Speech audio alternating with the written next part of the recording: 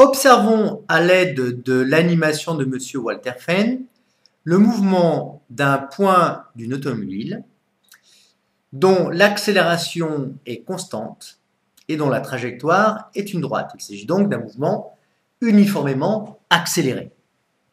Nous démarrons. Nous voyons que l'accélération au cours du temps est constante. La vitesse semble être une fonction linéaire du temps, ou une fonction affine du temps, et x au cours du temps semble être une parabole. Nous remettons à 0, nous redémarrons pour que vous puissiez observer l'allure de ce mouvement.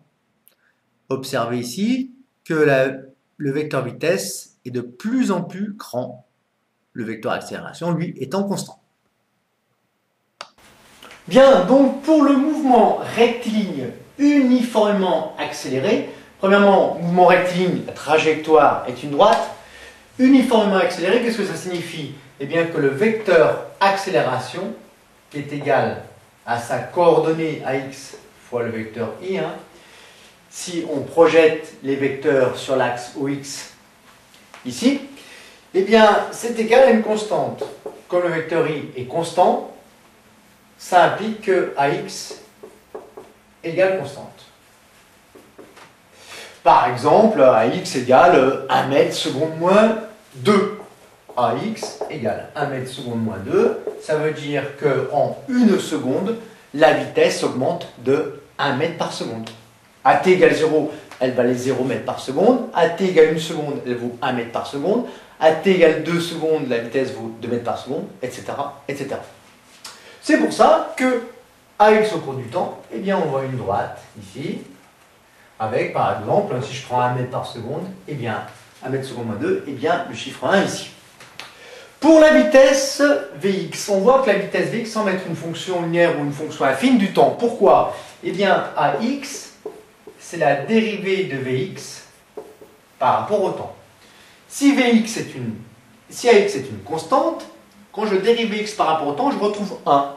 Ça veut dire quoi? Eh bien que Vx est égal à 1 fois t plus une constante. En effet, si on dérive Vx par rapport au temps, eh bien on dérive par rapport au temps 1 fois t, ça fait 1. Donc la dérivée de Vx par rapport au temps, ça nous ferait bien 1. Et si on dérive une constante par rapport au temps, ça fait 0. Donc on retrouve bien que d de Vx sur dt égale 1. 1 quoi? 1 mètre seconde moins 2, autrement dit AX. C'est pour ça que Vx est une fonction affine ou une fonction linéaire du temps. Bien, dernière chose, pourquoi x au cours du temps semble être une parabole? Eh bien, nous savons que Vx, c'est la dérivée de x par rapport au temps. Si Vx égale, dans notre cas, 1 fois t, ça veut dire quoi? Eh bien que x égale 1 demi de t au carré plus une constante. Pourquoi? Eh bien, si je dérive 1 demi de t carré, c'est comme si je dérive 1 demi de x carré. Si je dérive 1 demi de x carré, je trouve quoi? Eh bien, la dérivée de x, si on va la mettre là, la dérivée de x par rapport au temps, nous donne quoi? Eh bien, 2 fois 1 demi de t, plus 0, puisque la dérivée d'une constante, c'est nul. 2 divisé par 2, ça fait 1. On retrouve bien la dérivée de x par rapport au temps égale 1 fois t, c'est-à-dire Vx. Tout va bien. Voilà pourquoi x semble être une parabole, puisque c'est de la forme ax carré plus bx plus c. En conclusion, dans un référentiel donné, le mouvement d'un point M est rectiligne uniformément accéléré si en chaque instant son vecteur accélération est constant et que sa trajectoire est une droite.